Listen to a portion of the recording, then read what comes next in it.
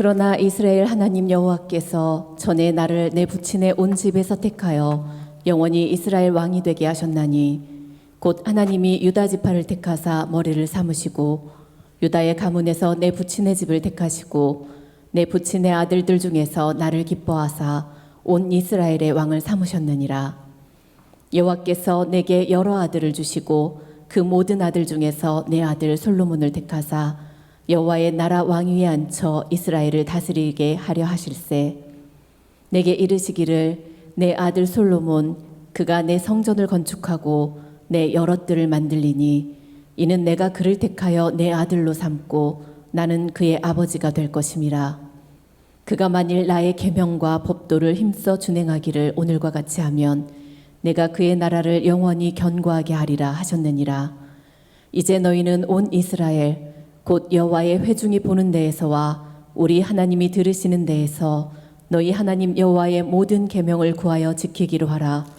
그리하면 너희가 이 아름다운 땅을 누리고 너희 후손에게 끼쳐 영원한 기업이 되게 하리라. 내 아들 솔로몬아, 너는 내 아버지의 하나님을 알고 온전한 마음과 기쁜 뜻으로 섬길지어다. 여호와께서는 모든 마음을 감찰하사 모든 의도를 아시나니 내가 만일 그를 찾으면 만날 것이요 만일 내가 그를 버리면 그가 너를 영원히 버리시리라. 그런즉 이제 너는 삼갈지어다. 여호와께서 너를 택하여 성전의 건물을 건축하게 하셨으니 힘써 행할지니라 하니라. 아멘. 예배는 참 귀한 겁니다. 예배를 성경에서는 뭐라고 표현하냐면 공식적으로 하나님이 만나주시는 바로 그 기회가 예배입니다. 그러니까 여러분, 우리가 하나님 앞에 예배를 하게 되면 하나님이 만나주시는데 그냥 만나겠어요? 만났다가 그래 잘 있었어? 그래 집에 가라 이러는 하나님이 아니세요. 그러면 우리는 뭐라고 생각하면 너무 싱겁다 그래요. 하나님은 만나면 말씀을 하게 해요. 내가 눈을 뜨기를 원하나이다. 내가 보기를 원하나이다. 내가 일어서 뛰고 싶습니다. 내 문둥병이 고침받기를 원하나이다. 뭐 자기의 인생의 문제를 딱 내놓고 말씀을 드리는 순간 하나님은 내 믿음대로 될지어다. 우리 주님께서 깨끗함을 받으라, 눈을 떠라 역사하시는 순간 우리에게는 기적이 일어납니다. 그래서 오늘 이 예배가 내 인생에 기적이 일어나는 축복의 자리가 될 줄로 믿습니다. 근데 오늘 이 말씀을 보니까 오늘이 종려주일인데 왜 종려주일 설교를 하지 않고 다윗의 이야기를 하는가? 여러분, 이 다윗은 자신이 어떻게 하나님께 부름받아 쓰임받게 되었는지를 설명하고 있어요. 나도 우리 아버지 집안에 많은 형제가 있었지만 그 중에서 하나님이 나를 택하여 세우셔서 이스라엘 나라의 왕이 되게 하셨고, 그리고 나에게도 수많은 자녀들이 있는데 그 자녀들 중에 솔로몬을 하나님이 택하셔서 그래서 그로 하여금 하나님의 성전을 건축하게 하셨다. 바로 이 말씀을 하는 거예요. 여러분, 하나님이 사람을 불러서 세우시고 쓰실 때는 목적이 있어요. 어떤 목적이 있는가?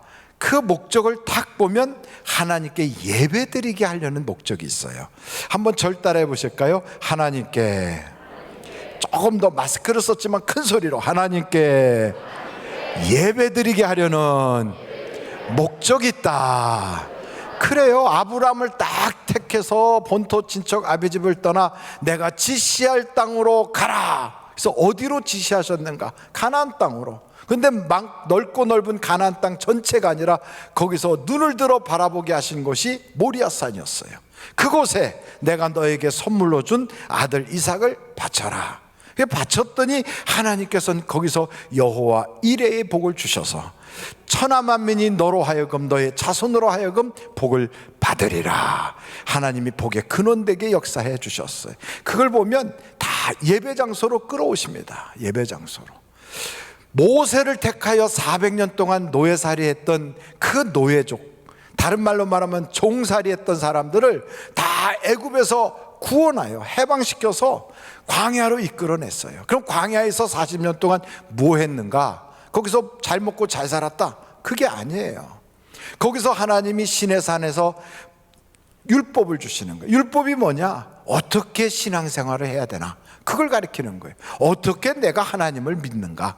하나님을 믿는 방법을 거기서 다 가르쳐 주도록 그 율법을 주셨어요. 그리고 나서 성막이라고 하는, 요즘으로 말하면 천막이지만 그걸 예배당인데 천막으로 만든 예배당, 그러니까 이동식 예배당이에요. 이동식 예배당을 짓게 설계도를 만들어 주시고 그 예배처소 성막을 중심으로 신앙생활을 하도록 구심점을 거기다 딱 주신 거예요. 그러니까 여러분, 하나님께서는 40년 동안 무엇을 하셨는가? 그 예배당 만들어 놓고 예배당을 중심으로 신앙생활의 훈련을 계속 하신 거예요. 거기서 통과된 사람들을 뽑아가지고 약속한 젖과 꿀이 흐르는 땅으로 들어가게 하신 거예요. 그래서 약속한 젖과 꿀이 흐르는 땅에 들어가서 뭐 하시겠는가? 거기에 있는 이방 족속들을 다 몰아내고 거기를 깨끗하게 청소해서 마침내 거기를 거룩한 땅에 하나님의 성전을 짓고 신앙생활 잘하는 하나님의 나라를 만드시려고 한 거예요. 그런데 여러분, 성경을 보니까 모세가 훈련을 이스라엘 백성을 잘 시켰어요. 그 다음에 여호수아를 세워가지고 여호수아가 요단강을 건너가요. 그리고 젖과 꿀이 흐르는 땅에 모든 가나안 족속들을 몰아내게 해요. 그러고 나서 해야 될 게 뭐가 있었다고요? 거봐요, 잘 못 들으셨잖아요. 그렇게 깨끗하게 청소하면 뭘 해야 돼요? 거기다가 예배처소를 딱 만들어야 돼요. 그러니까 그 당시에는 아직 건축을 못했으니까 광야에서 같이 다녔던 40년 동안 했던 하나님의 성막을 딱 세워놓고 그곳을 중심으로 예배가 이루어지도록 했어야 되는데 그게 흐지부지 되는 거예요. 나중에는 그 성막이 어디에 있는지, 법궤는 어디에 있는지, 그리고 하나님의 장막의 그 모든 휘장은 어디에 있는지 다 잊어버렸어요. 그리고 이스라엘 백성들은 하나님을 잃어버렸어요. 그래서 하나님이 약속으로 준 그 땅, 하나님의 선택받은 백성들이 하나님이 주신 말씀을 가지고 있다고 하면서도 그 땅에서 종살이를 해요. 그 땅에서 못 살아요. 그 땅에서 정말로 하는 것마다 되는 게 없어요. 그래서 사사기서의 2장에 보니까 어디로 가든지 무엇을 하든지 하나님이 도와주질 않더라가 아니라 하나님이 내리치시더라 그래요. 하나님이 돕는 플러스 알파가 돼야 되는데 거꾸로 하나님을 엉성하게 믿었더니 하나님이 방해를 하고 막고 어렵게 하고 되는 일이 없어요. 자식들도 안 되고 생업도 안 되고 자기도 안 되고 모든 게 망가지는 거예요. 여러분, 이런 일이 생기면 빨리 깨닫고 돌이켜야 되는데 깨닫지 못하고 돌이키지 못하니까 마침내는 사울까지 이렇게 쭉 사사가 내려갈 때 사울 때쯤 되면 블레셋의 나라가 완전히 망해버렸어요. 사울의 집안도 다 죽었어요. 바로 그때 하나님이 다윗을 세우신 거예요. 그럼 여러분, 한번 여쭤볼게요. 다윗을 왜 세웠을까요? 왜 세웠을까요? 예배하는 사람 만들려고 세운 거예요. 여러분, 하나님은 우리를 왜 세웠을까요? 예배하는 사람 만들려고 세운 거예요. 그래서 다윗을 세웠더니 다윗이 예배를 막 하나님께요 찬송 부르고 예배하면서 그 주변에 있는 모압 족속, 암몬 족속, 그리고 에돔 족속, 블레셋 족속을 다 몰아내고 하나님이 주신 약속의 땅을 깨끗하게 청소를 한 거예요. 예배를 드리다 보니까 마음속에 소망이 생겼어요. 하나님, 나 여기다 성전 짓고 싶어요. 예배 처소를 만들고 싶어요. 그 마음을 가진 거예요. 그때 하나님께서 아니다, 너는 이렇게 청소하는 것까지 하고 그 다음 너의 후손으로 하여금 성전을 짓게 하자. 그래서 하나님이 보면 혼자서 다 이루게 안 하세요. 이렇게 이 사람에게는 요만큼 하게 하시고 그 다음 사람은 요만큼 하게 하시고, 그래서 사람을 다 세워서 쓰시는데 모든 걸 완성하게 하지 않고 한 단계 한 단계 징검다리 놓듯이 그렇게 하시면서 자기를 써주신 것만도 감사할 수 있는 그런 여러분들이 되시기를 간절히 바랍니다. 그래서 모세는 훈련을 시키게 하시고 여호수아는 점령하게 하시고 그 다음에 이어가는 사람이 성전에서 사람들에게 신앙 훈련을 제대로 하도록 그렇게 만들어야 되는데 그걸 못하니까 하나님을 잃어버렸잖아요. 그래, 그걸 다시 반복하는. 그래서 여러분, 다윗 때 싹 청소하게 하시고 그리고 솔로몬 때 성전을 건축하게 하세요. 그래서 여러분, 성전이 건축되고 하나님의 예배가 회복되고 하나님께 제대로 된 예배를 드리기 시작할 때가 인생의 최대의 전성기고 이스라엘 역사의 최고의 전성기가 되는 거예요. 그러니까 여러분, 우리나라도 똑같아요. 6.25 사변이 끝나고 나서 예배가 막 회복이 돼가지고 성령의 역사가 일어나는 50년, 60년, 70년, 80년, 90년 막 이렇게 할 때 정말로 세상 사람들이 깜짝 놀라는 한강의 기적이 일어났어요. IMF가 와도 그때 그 교회들이 막 모여서 기도하면서 그냥 돌파해 나가는 거예요. 여러분, 이 코로나 바이러스도 전 세계가 힘들다고 말하지만 한국이 가장 먼저 돌파할 줄로 믿습니다. 왜냐하면 기도하니까. 그래서 그만큼 하나님께서는요, 예배 드리는 곳, 예배 장소, 그리고 그 교회 성전을 굉장히 귀하게 여겨요. 여러분, 성전은 세 가지가 있어요. 몇 가지가 있다고요? 세 가지가. 하나는 영원한 성전, 저 하나님 나라에 있는 그 성전이 있어요. 한번 여러분 요한계시록을 찾아보겠어요. 요한계시록 21장 22절이에요. 요한계시록 21장 22절. 성 안에서 내가 성전을 보지 못하였으니, 그 말은 하나님이 만드신 새 예루살렘, 바로 그 성전, 그 성, 그 안에 딱 들어가 봤더니 이게 천국 성이라는데 성전이 없어. 그래서 성전을 보지 못하였으니 이는 주 하나님 곧 전능하신 이와 및 어린 양이, 그게 뭐라고요? 성전이더라. 쉽게 말하면 하나님이 성전이에요. 예수님이 성전이세요. 그러니까 영원한 성전이 있는데 그 성전은 하나님이시구나. 하나님이 성전이더라.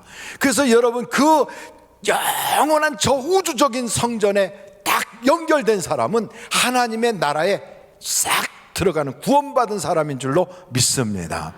그러니까 이 땅에서 혹시 우리가 교회당은 아직 못 가봤어도 병석에 누워있는 상태에서 예수님 영접하고 그래서 예수 믿게 되면 그 사람은요, 바로 저 영원한 천국에 있는 그 하나님의 성전에 연결된 그 성전의 백성이 되는 거거든요. 그렇게 되면 이 사람은 그 병상에서 세상을 떠났어도, 교회당 한번 못 가봤어도요, 하나님의 그 장소인 약속의 장소 천국에 싹 들어갈 수가 있게 되는 거예요. 여러분, 우리가 구원받은 사람이 된다는 거 얼마나 놀라운지.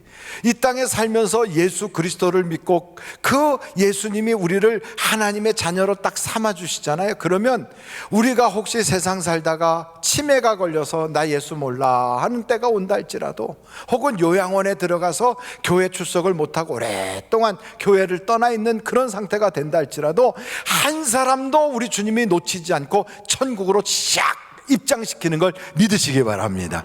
그래서 저 영원한 우리 하나님이 성전 되신 그 성전에 여러분이 이름이 딱 올라가 있어야 돼요.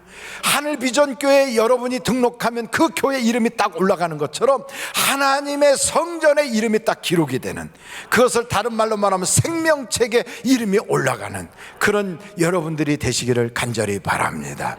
두 번째 성전이 있다면 그게 바로 눈에 보이는 이 건물과 같은 성전이에요. 이 세상에는요, 수많은 건물들이 있어요. 사람이 지은 수많은 작품들이 있어요. 그러나 그 많은 작품들 중에 하나님의 이름을 두신 건물은 교회당밖에 없어요. 예배당밖에. 그러니까 그 예배당이 허름할지라도, 저 시골에 유리창 깨지고 십자가도 삐딱하게 서 있을지라도, 그래도 거기는 예수 그리스도의 이름을 둔 곳이라 이 말이에요. 그래서 거기에 우리 주님이 관심을 갖는 거예요. 솔로몬이 지은 성전이 그 당시에는 굉장히 화려하고 막 금붙이로 붙이고 굉장히 멋있었다 할지라도요, 저 베르사유 궁전만큼 멋있었겠습니까? 아니면 저 청나라 때 지었던 그 어딥니까? 저 북경에 있는 그러한 자금성 같이 크고 멋있었겠습니까? 그렇지도 않거든요. 사람이 지은 수많은 건물들 중에 비교한다면 그렇게 크거나 웅장한 건물이 아니에요. 그럼에도 불구하고 하나님이 거기에 내 이름을 두고 누구든지 이곳을 향하여 기도하면 내가 응답하리라.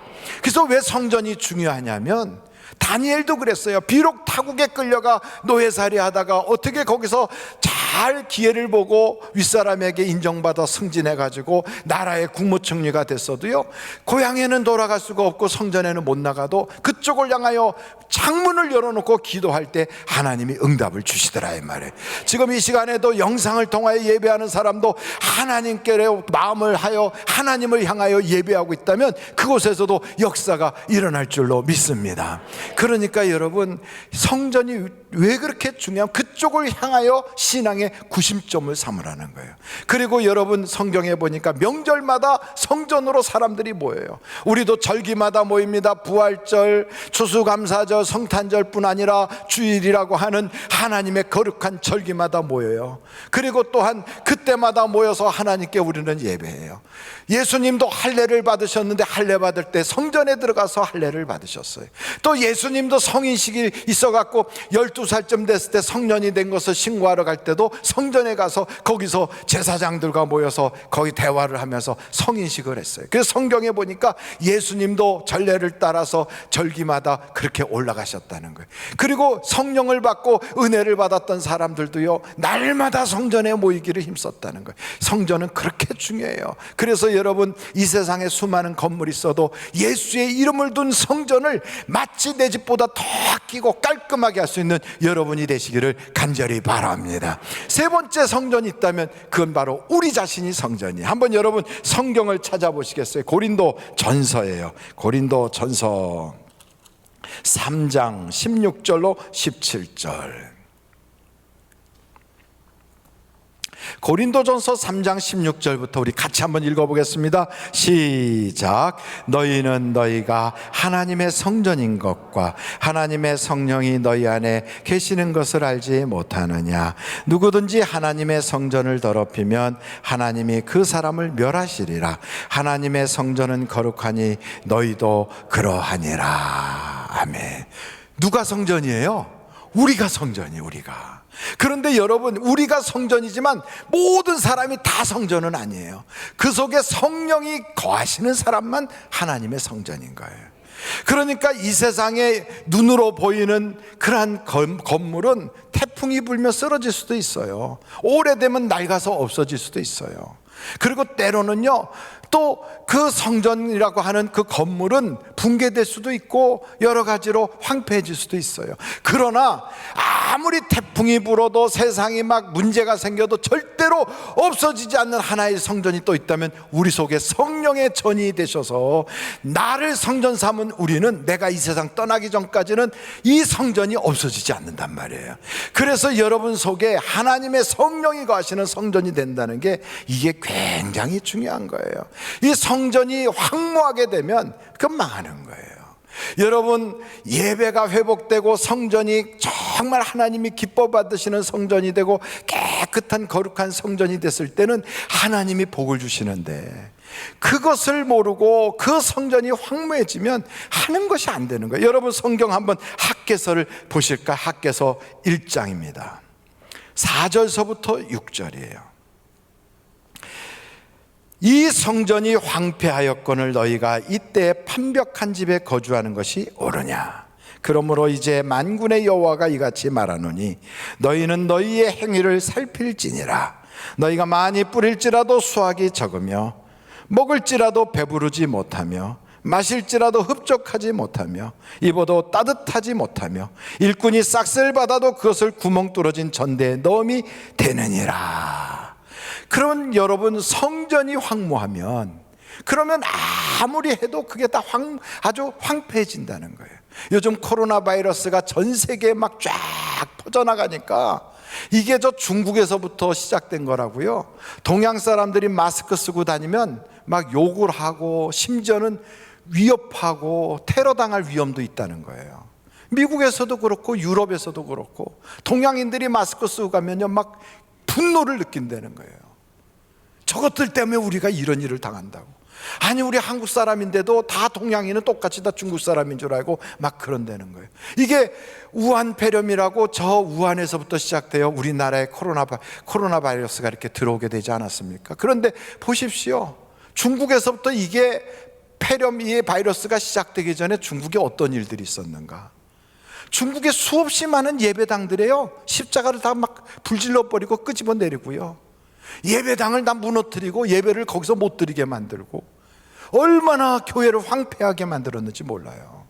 심지어는 예배당 안에다가 시진핑하고 모태똥 사진 붙여놓게 하고 거기다가 공산당 강령을 써서 붙이게 하고, 그래서 예배당을 그렇게 하지 않으면 다 무너뜨려 버리고 못 들어가게 하고, 그러니까 예배 드릴 수가 없어갖고 시내가에 앉아갖고 거기서 이렇게 모여가지고 예배 드리고 막 이런 영상들이 막 돌았잖아요.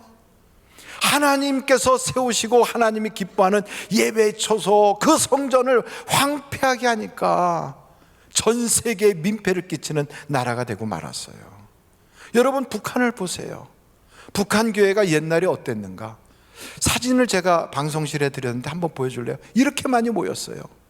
옛날에 북한 교회가, 이게 평양에서 모인 거거든요. 어마어마한 숫자가 모였어요. 옛날에 예수 믿는 사람들이 평양 시내에 꽉 차서 주일날이면 가게들이 다 문을 닫았어요. 이렇게 많은 사람들이 주일날 막 교회마다 터져나가도록 모인 거예요. 그래서 사람들이 뭐라고 그러느냐, 평양을 동방의 예루살렘이라고 그랬어요. 저렇게 모여서 예배를 드리던 그 사람들이 그 십자가 다 떼어버리고 거기를 공산당 깃발 걸어버리고, 그리고 그 교회당을 다 몰수하고 재산을 다 몰수해버리고 예배당을 없애버렸어요. 처음에는 북한이 훨씬 더 우리보다 잘 살았어요. 그래서 여러분, 70년대까지도 북한이 더 잘 살았어요, 대한민국보다. 그런데 우리는요, 그 전쟁의 폐허에서 전 세계가 거지 나라로 생각하고 대한민국 그러면 아무것도 없는 나라, 형편없는 나라로 생각할 때 북한은요 잘 나갔어요. 그런데 우리는요 그때 모여서 기도하고 예배하고 막 성령 받자고 막 불길 같은 성령이요 이러면서 마룻바닥에 앉아서 빵꾸난 양말 신고 신발 신고 왔다가 신발 벗어놓으면 신발 또 밖에 신고 나가고 막 이런 그런 기가 막힌 그런 시절을 보내면서도요, 그러면서도 주님께 매달려 기도하면서, 비록 우리가 저 유럽에 있는 몇백 년 동안 만들어진 그러한 성전처럼 멋있는 성전은 없었어도 우리 사람들, 믿는 사람들 속에 성령을 통하여 하나님의 성전이 쫙 이렇게 이루어지니까 5.1 파동이 일어나고 각종 어려움이 찾아와도요, 대통령이 바뀌고 막 온 나라가 막 요동치는 그러한 80년대 위기를 지나가면서도요, 하나님이 한강의 기적을 일으켜서 쫙 성장해서 이제는 세계의 열광과 어깨를 나란히 하는, 여러분 생각해 보십시오. 남의 나라에서부터 도움받고 구제받던 나라가 다른 나라를 도와주는 나라가 됐단 말이에요. 북한은 어떻게 됐어요? 저렇게 어마어마하게 모였던 그런 교회당들이 다 없어지고 예수의 이름으로 예배를 드리는 게 다 없어지고 나니까 세계 최빈국이 돼버렸어요. 저렇게 중국도 예배를 드리는 사람들이 많았던 중국에 예배 못 드리게 다 예배당 폐허로 만들어버리니까 세계의 민폐국가가 되고 말았어요.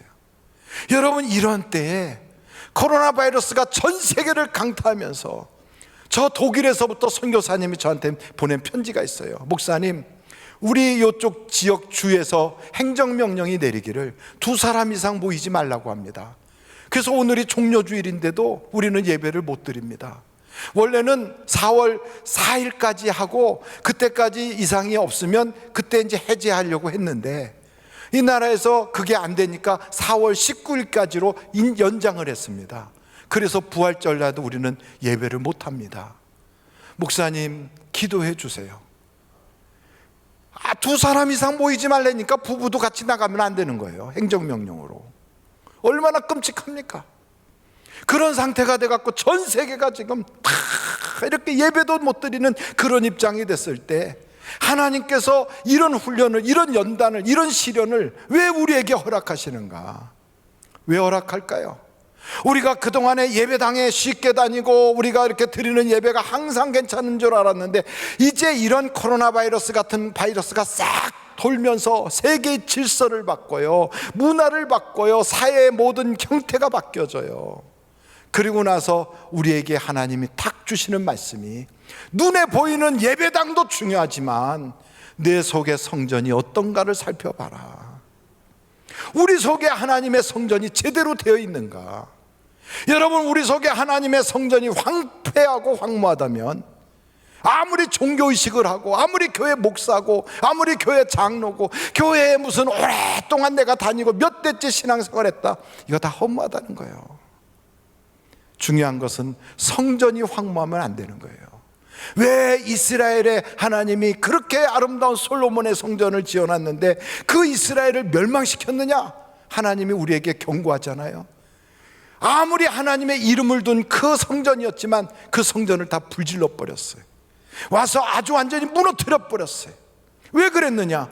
성경에 보니까 그들이 하나님을 버리고 그 성전을 더럽히고 하나님께 대한 예배보다는 우상 숭배가 꽉 차버리니까 더 이상 회복할 수 없으므로 성전을 무너뜨려 버렸다는 거예요.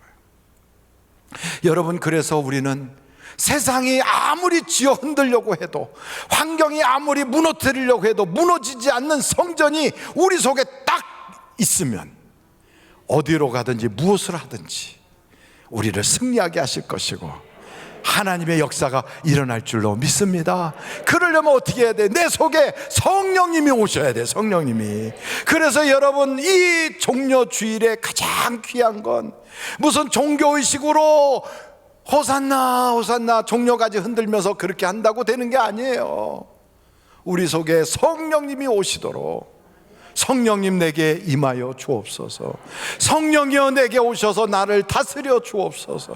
성령님을 마치 예루살렘에 있었던 어린아이들과 사람들이 예수님을 환영하듯이 성령님을 환영하여 모실 때 비로소 우리의 성전이 회복이 되는 거예요. 그래서 예수님도 성령을 받으라 그러셨고요, 예수님의 제자들도 우리에게 끊임없이 강조하는 게 너희가 믿을 때 성령을 받았느냐 그러는 거예요. 우리가 예수를 믿고 신앙생활 하다가 보면 어느 순간인가 우리도 모르게요, 사람 때문에 지치고 환경 때문에 지치고 문제가 생기고 그래서 섭섭하고 뭐 여러 가지 일이 생기다 보면 우리 속에요 그냥 신앙의 촛불이 까물까물하고 성령께서 이렇게 마치 골방에 갇혀 있는 것처럼 그렇게 성령을 근심시키고 그럴 때가 있단 말이죠. 이럴 때 다시 종려주의를 맞이하면서 우리 속에서 하나님, 나는 못 살겠어요. 나는 혼자서 이 세상에 헤쳐나갈 수 없어요.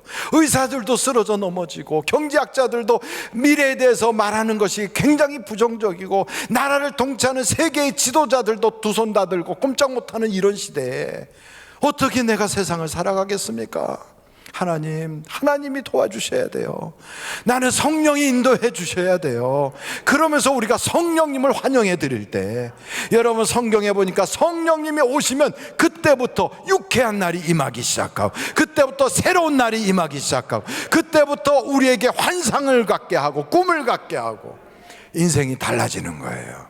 고넬료라고 하는 집안을 보십시오. 이 사람 굉장히 경건한 사람이에요. 날마다 기도해요. 구제합니다. 하나님을 잘 경외하는 사람이에요. 그런데도 불구하고 그가 기도할 때 천사를 하나님이 보내요. 고넬료야, 고넬료야, 저 피장이 집에 시몬이라고 하는 사람 집에 베드로가 있는데 그를 모셔다가 말씀을 들어라. 그래서 사람을 보내서 그 베드로를 모셔왔어요. 그가 들어올 때 거기 있던 그 고넬료하고 고넬료의 가족들이 와갖고 무릎을 꿇고 엎드려 절을 하는 거예요. 그래서 깜짝 놀라서 아이고, 나는 어부 출신이고 나는 이 나라 식민 지배 받고 있는 피식민지인데 아이고 어떻게 나한테 절을 합니까? 일어나세요. 그랬더니 백부장인 그 고넬료가 뭐라고 말하냐면 우리가 다 하나님 앞에 있습니다 그래요. 신분적으로 볼 때는 자기보다 하찮은 어부예요.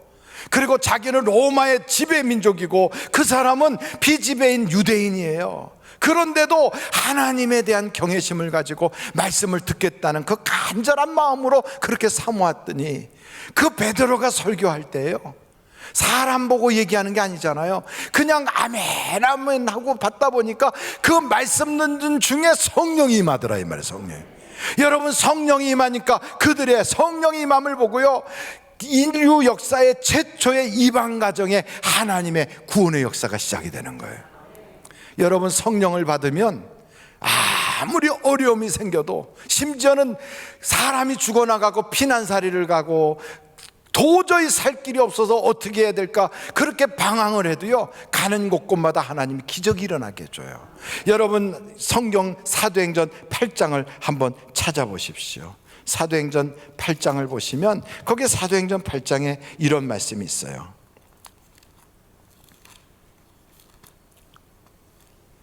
사도행전 8장인데요, 그 8장 4절서부터 보겠어요. 그 흩어진 사람이라는 건 피난민들이에요. 난민이에요, 난민. 이 난민들이 두루 다니며 복음의 말씀을 전할세 빌립이 사마리아 성에 내려가 그리스도를 백성에게 전파하니 무리가 빌립의 말도 듣고 행하는 표적도 보고 한 마음으로 그가 하는 말을 따르더라. 많은 사람에게 붙었던 더러운 귀신들이 크게 소리를 지르며 나가고 또 많은 중풍병자와 못 걷는 사람이 나으니 8절 우리 다 같이 읽어볼까요? 시작. 그 성에 큰 기쁨이 있더라. 요즘은 웃을 일이 없어요. 기쁠 일이 없어. 말하면은 전부 한숨 나오는 이야기만 하고요. 뉴스를 들어도 어두운 뉴스예요. 아무것도 우리 속에서 웃음이 날 일이 없어요. 그런데 이 난민들인 이 사람들이 핍박을 당하여 도망가듯이 피난살이에서 개나리 보침 싸가지고 이러고 다니는 판인데도 그들이 가면 하나님이 그들과 함께 하니까 귀신들이 떠나가요. 역사가 나타나요. 큰 기쁨이 넘쳐나더라 이 말이에요. 여러분, 하나님의 성령이 우리 속에 거하시면 세상이 주지 못하는 기쁨이 가득할 줄로 믿습니다. 하나님의 성령이 내 안에 거하면 가정에서도 하나님이 주시는 기쁨으로요 희락의 영이 확 살아나서 가정에서도 행복이 넘쳐날 줄로 믿습니다. 소망이 넘쳐나는 거예요. 앞길이 어디로 갈 바를 몰라서 떠난 그 길에서도 하나님이 먼저 가서 역사해 주는 거예요. 여러분, 매를 맞고 감옥에 들어가면 얼마나 힘들겠어요. 감옥에 들어간 것만도 답답하고 거기다가 억울하게 매까지 맞으면 너무너무 힘들잖아요. 그 매 맞은 자리가 너무너무 욱신욱신 쑤시고 아프고 찢어지듯이 힘들 텐데 거기에 들어가서도요 성령이 계시면 찬송이 나오더라 이 말이에요. 그러니 옥문이 열리고 간수가 회개하고, 여러분, 내 속에 하나님의 성전이 회복이 되고 그 성령이 거하시는 그런 사람들이 된다면 세상이 감당할 수가 없는 사람이 되는 거예요. 그래서 여러분, 어디서 예배하든, 토굴에서 예배하든, 들에서 예배하든, 해변가에서 예배하든, 집안에서 예배하든, 마루에 앉아갖고 가족끼리 둘러앉아 예배하든, 안방에서 예배하든, 교회 나와서 예배당에서 예배하든 상관없어요. 성령이 우리 속에 거하시면 그 자리에 하나님의 임재가 있고요, 하나님의 역사가 일어나는 거예요. 그런 사람은 세상에 어디를 가도 발걸음이 가는 곳곳마다 우리 주님이 말씀하시기를 너보다 내가 앞서가서 험한 곳을 평탄케 하며 내가 너를 도와주리라 그래요. 여러분, 그래서 우리는 오늘도 그래요. 성령님이여 내게 오시옵소서. 성령님은요 환영하는 사람에게 가요. 영접하는 자, 곧 그 이름을 믿는 자에게는 하나님의 자녀가 되는 권세를 주잖아요. 하나님의 아버지가 되고 하나님이 우리의 모든 인생을 책임져 주시는 그 호주가 되고 가장이 되어 주신다면 뭐가 걱정이 되겠습니까? 그래서 여러분, 내가 고민하고 염려하던 거 하나님과의 관계만 바로 회복이 되면 즉각적으로 해결이 되는 거예요. 돈 가지고도 해결 못했어요. 이번에 코로나 바이러스가 세상을 평등하게 만든대요. 의사나 평민이나, 부자나 가난한 사람이나, 높은 사람이나 낮은 사람이나 할 것 없이 모두가 다 두렵게 만든대요. 병 앞에는, 그 조그만 눈에도 보이지 않는 바이러스 앞에는요 차들이 차는 게 없대요. 그냥 다 똑같다는 거예요. 그런데 이런 세상에 살면서 하나님의 성령이 내게 딱 오시면 약속대로 생명사계로 싹 쌓아주셔서 어디로 가든지 무엇을 하든지 내가 너를 책임지리라. 그래서 여러분, 하나님은 우리에게 성전을 회복하라는 거예요. 여기 이사야서 60장에 보면 이런 말씀이 있어요. 세상이 깜깜할 때, 이 세상이 어둡고 깜깜할 때 너는 일어나 빛을 발하라. 그러면 모든 세상 것들이 다 너에게 밀려오는데, 이사야서 60장 보세요. 1절 먼저 봅니다. 일어나라 빛을 발하라. 이는 내 빛이 이르렀고 여호와의 영광이 내 위에 임하였음이니라. 그러면서 보라, 어둠이 땅을 덮을 것이며 깜깜함이 만민을 가리우려니와 오직 여호와께서 내 위에 임하실 것이며 그 영광이 내 위에 나타나리니. 그러면서 막 세상이 막 너에게로 몰려오는데, 여러분 7절을 보세요. 7절. 게달의 양무리는 다 내게로 모일 것이요 느바요의 순양은 내게 공급되고 내 제단에 올라 기꺼이 받음이 되리니. 그 다음에 뭐라고 말씀합니까? 내가 내 영광의 집을 영화롭게 하리라. 여러분이 성전이 되면 세상이 아무리 어두워도 하나님이요 물질도 들어오게 하시고 사람도 들어오게 하시고 인생의 모든 문제가 해결되도록 역사해 주시는 거예요. 그래서 중요한 건 뭐예요? 하나님, 내 힘 가지고 못 살아요. 성전을 바로 짓게 해주세요. 우리가요, 큰 돈 들여서 빌딩 건물은 못 져도 내 속에 하나님의 성령이 임하시도록 성전 짓는 건 돈 드는 일도 아니에요. 학업에 무슨 학력이 필요한 것도 아니고 세상에 이력서가 필요하지도 않아요. 구하는 자에게 성령을 주시리라 그랬어요. 구하기만 하면 성령을 주시는데 내가 교회를 몇 년 다녀야 주십니까? 우리 부모가 뭐 해야 내가 성령을 받습니까? 상관없어요. 어머니가 무당했어도 괜찮아요. 보살 집안도 괜찮아요. 성경에 보니까 자신이 장기 노릇했던 여리고의 기생이었어도 괜찮아요. 남편이 5 있었어도 괜찮아요. 현장에서 간음하다가 끌려와서 돌 맞아 죽기 직전이어도 괜찮아요. 살인강도가 되어 십자가에서 매달려 처형하여 지금 당장 죽어가는 사정이 있어도 괜찮아요. 우리 주님을 모셔드리기만 하면, 성령님 나를 도와주세요 하고 우리가 그를 영접하기만 하면 인간 차별하지 않고 우리 주님이 오시잖아요. 기꺼이 들어오시잖아요. 우리 속이 운막 같아도, 우리 속이 토굴 같아도, 우리가 비록 세상에 가진 것 아무것도 없는 형편없는 사람이라 할지라도, 심지어는요, 우리 주님이 그러잖아요. 세상에 죄인 중에 괴수라 할지라도 우리 주님이 감당해 주시겠다고 하잖아요. 그러니까 여러분, 이 세상 살면서 무엇보다도 중요한 게 빨리 성전을 회복시키는 거예요. 성전, 하나님, 내 속에 성전이 회복되게 해주세요. 이게 회복돼야 살겠어요. 그래서 여러분, 성경이 계속 강조하는 게 성전을 지어라. 그리하면 내가 너의 아버지가 되고 너는 내 아들이 되리라. 솔로몬한테도 우리 하나님께서 말씀하신 거예요. 내가 성전을 지으면 나는 그의 아버지가 되고 그는 나의 아들이 되리라. 아이고 목사님, 나는 여자인데 그래도 영적으로는 다 믿음의 장부예요. 아들이 되는 거예요. 하나님의 자녀가 되는 거예요. 여러분, 그래서 내가 다른 것 못해도, 큰 헌금 못 드려도, 내가 무슨 업적과 공로 못 세웠어도 하나님, 내가 이제는 믿음으로 성전 짓게 해주세요. 이 성전의 터는 이미 예수님으로 딱 터가 닦여져 있으니까 이 위에 믿음으로 성령 충만하게 짓게 하여 주시고, 그동안에 성령이 내게 와 계셨지만 내가 성령을 근심시키고 하나님의 성령으로 하여금 기뻐하지 못하게 만들었다면 회개하고 돌이켜서 이제는 성령을 충만하게 하나님 그리하게 하여 주옵소서. 그런 마음을 가지고 이 시간에 한번 주님께 기도하는데, 예수여를 3번 부르고 성령이여 내게 오시옵소서, 성령이여 충만케 하옵소서. 우리가 마치 종려가지를 들고 막 환영하는 것처럼, 호산나 부르는 것처럼 성령님을 사모하고 초청하면 이 시간에 여러분 속에 하나님의 성전이 건립될 줄로 믿습니다. 남루한 성전이 회복될 줄로 믿습니다. 무너져가는 성전이 다시 한번 증축될 줄로 믿습니다. 우리 다시 예수여를 부르고 통성으로 기도합니다.